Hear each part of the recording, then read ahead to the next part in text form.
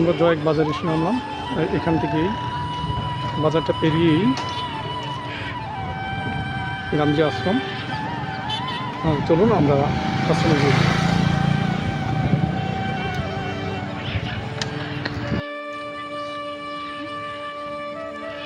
গান্ধী আশ্রমে প্রবেশ করার সময় আপনার বামে প্রায় ১-১৫০ বছরের পুরনো শিব মন্দির পড়বে। এটা শুধু মন্দির না, এটা একটা শ্মশান, গায়ে লেখা আছে তাদের বাম পাশে। এছাড়া ডান পাশেও আপনি একটা মন্দির দেখতে পাবেন। আমার জানার মধ্যে এসব মন্দির সাধারণত যখন হিন্দু ধর্মের কেউ মারা যান, বিশেষ কোনো ব্যক্তি পুরোহিত ধরনের, তখনই তাদের সমাধির উপর এরকম মন্দির করা হয় বলে আমি জানি। এছাড়া দেখবেন যে অনেকগুলো মন্দির আছে এবং বিভিন্ন কোয়ালিটি। আমরা প্রবেশ করে ফেলছি গান্ধী আশ্রমে। ধীরে ধীরে আমরা অবশ্যই এর ভিতরে অংশগুলো আপনাদের ভিডিও করে দেখাবো, সঙ্গে থাকবে। দর্শক, চাকলার সরোবরে স্বাগত জানাচ্ছি। এই মুহূর্তে আসছি আমরা গান্ধী আশ্রম, যেটি নোয়াখালীর সোনাইমুড়িতে।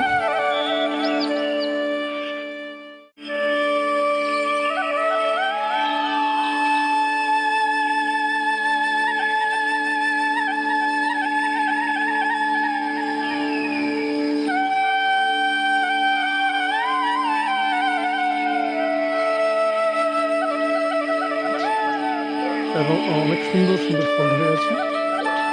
দূর থেকে দেখলে ডাবের মতো মনে হয়, কিন্তু কাছে আসলেই সেটা প্রকৃত রূপটা বোঝা যায়। এটা অনেকটা হচ্ছে আপনার মাকাল ফল, যে বলে মাকাল ফল। তবে অবশ্যই এটা বিদেশি জাত। মজার ব্যাপার হচ্ছে মানুষ এখানে এসে দেখেন কি করছে, ফলের উপরে নাম লিখে রাখছে, M+R, ইরফান, বৃষ্টি। কি অদ্ভুত ব্যাপার না? যেসব লোক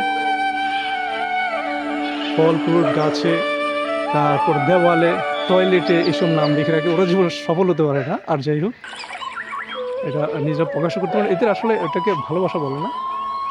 যদি বা আজকে আমার টপিক সেটা না, কিন্তু দেখেন এই যে প্রত্যেকটা ফলের উপরে যদি আপনাদেরকে দেখায় যে এরা নাম লিখে রাখছে, দেখতে পাচ্ছেন কিনা জানি না। মোটামুটি যেগুলো ধরা যায়, ছোঁয়া যায়, সেগুলোতে নাম লিখে রাখছে, যা সত্যি একবারে খুব দৃষ্টিকটু আর কি। জায়গাটা এখানে লাগছে at a glance Gandhi Ashram trust Noakhali. এখানের মধ্যে গান্ধী আশ্রম কর্তৃক পরিচালিত যেসব কাজ হয় সেগুলো এক নজরে এখানে দেখা হচ্ছে। এছাড়া আছে ছোট একটি কি বলে এটাকে, কুয়ো, মাছ, অনেক সুন্দর সুন্দর মাছ।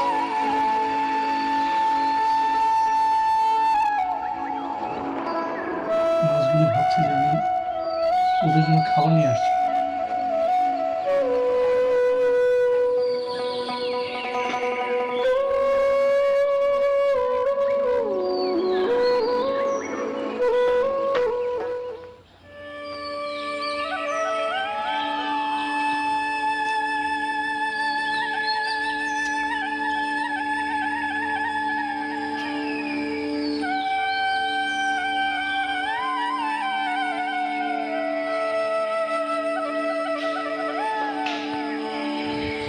বেশি আমার কাছে ভালো লাগে তার মধ্যে একটা হচ্ছে এই শিমুল গাছ, দেশি শিমুল গাছ।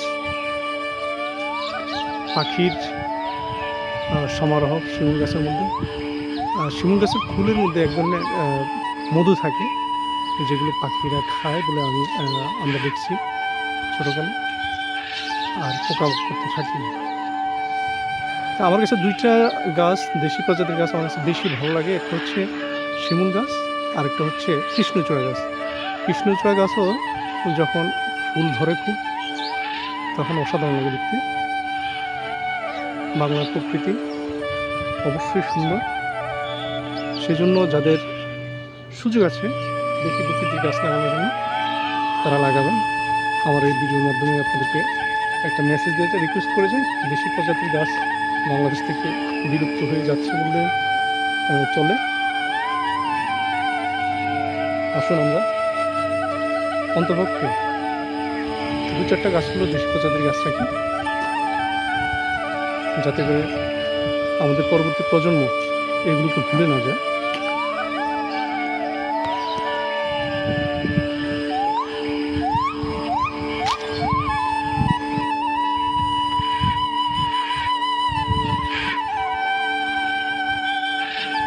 এটি হচ্ছে গান্ধী মেমোরিয়াল ইনস্টিটিউট, দেখতে পাচ্ছেন অবশ্যই।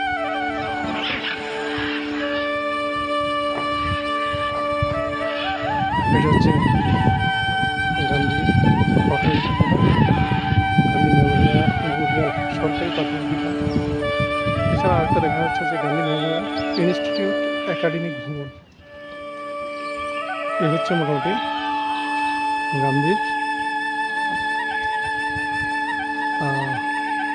গান্ধী ট্রাস্টে পরিচালিত শিক্ষা প্রতিষ্ঠানগুলি।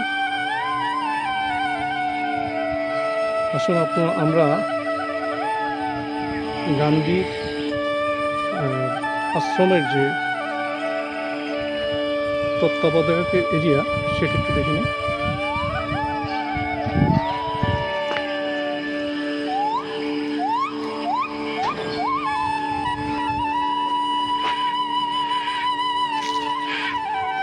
ফোনগুলি এখানে আবার দেখা যাচ্ছে। গান্ধী আশ্রমের হেড অফিসটা আমরা একটু দেখি কি আছে এখানে।